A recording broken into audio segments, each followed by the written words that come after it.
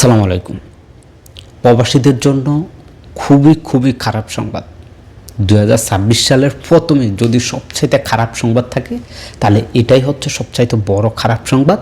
আমাদের যে সকল প্রবাসীরা আছেন, যারা আপনার আত্মীয় স্বজন বা আপনার ফ্যামিলিকে জেয়ারা ভিসা আনতে চাচ্ছেন বা ফ্যামিলি ভিসা যেটাই বলেন, এই মুহূর্তে বাংলাদেশ থেকে যদি আপনারা আপনাদের ফ্যামিলিকে আনেন, অ্যাম্বাসির পক্ষ থেকে অর্থাৎ সৌদি অ্যাম্বাসির পক্ষ থেকে এই মুহূর্তে আপনাদেরকে ভিসাগুলো দিচ্ছে, যাচাই করে দিচ্ছে এবং আপনার ভিসার মেয়াদ থাকে যে কাউকে 30 দিনের দিচ্ছে, কাউকে 60 দিনের দিচ্ছে। এখন এটার পূর্বে তো অনেকের মনে প্রশ্ন, এই যে 1 মাসের ভিসা দিচ্ছে বা 2 মাসের ভিসা দিচ্ছে, এই তথ্যটা শেয়ার করার পর থেকে অনেকের মনে অনেক ধরনের প্রশ্ন, অনেক ধরনের কোশ্চেন, ভাই সৌদি আরব গেলে কি আদৌ মেয়াদ বাড়াতে পারবো কিনা। যে এখানে একটু নোট করবেন, পার্ট টু পার্ট আমি কী বলি মন দিয়ে শুনবেন।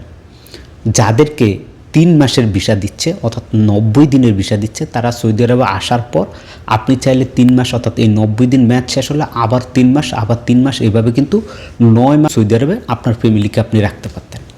এখন যেহেতু আপনাকে 60 দিনের দিচ্ছে, আবার কাউকে 30 দিনে দিচ্ছে, যদি আপনাকে 60 দিনের দেয় সেক্ষেত্রে আপনি সৌদি আরবে আপনার ফ্যামিলি আনার পর যখনই 60 দিন শেষ হয়ে আসবে তখন আপনি আবারও 60 দিন মেয়াদ বাড়াতে পারবেন।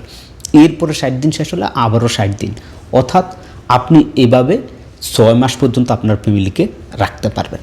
আর যাদের ভিসার মধ্যে দেখতে পাচ্ছেন 30 দিন অর্থাৎ 1 মাস সময় দেয়, আপনার 1 মাসের মেয়াদ শেষ হলে আপনি আরও 1 মাস বাড়াতে পারবেন, এইভাবে আরও 1 মাস, অর্থাৎ আপনি টোটালি 3 মাস আপনার ফ্যামিলিকে সৌদি আরবে রাখতে পারবেন। বর্তমানে যেই নিয়ম চলতেছে, আপনার ভিসা যদি 1 মাসের দিয়ে থাকে আপনি 1 মাসেই বাড়াতে পারবেন, এরপরে আবার 1 মাস, টোটাল 3 মাস। যদি আপনাকে 2 মাসের দেয় সেক্ষেত্রে আপনি 2 বারে বাড়িয়ে 6 মাস।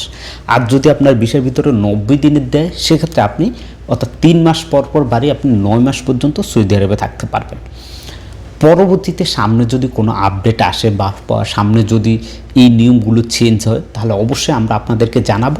এখন আমি আপনাদেরকে একটি পরামর্শ দিচ্ছি, যদি যৌক্তিক হয় পরামর্শটা মানবেন, আর যদি আপনি মনে করেন যে আমি কি বললাম সেটা দেখার বিষয় না, আপনারটা আপনি করে নিতে পারেন।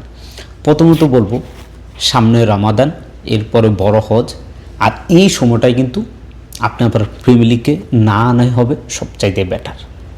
কেন বলছি, আপনাকে এখন 1 মাস দিচ্ছে, 1 মাস দেওয়ার পর কিন্তু আপনি মেয়াদ বাড়িয়ে আরও 1 মাস রাখতে পারবেন, এরপর আরও 1 মাস, আর 2 মাস করে দিলে 6 মাস। কিন্তু যখনই এই যে বড় হজ চলে আসবে তখন আপনাদের যাদের ভিসার মেয়াদ শেষ হয়ে যাবে তাদেরকে আর রেনু করার সুযোগ দেবে না, তাদেরকে দেশ ছাড়তেই হবে।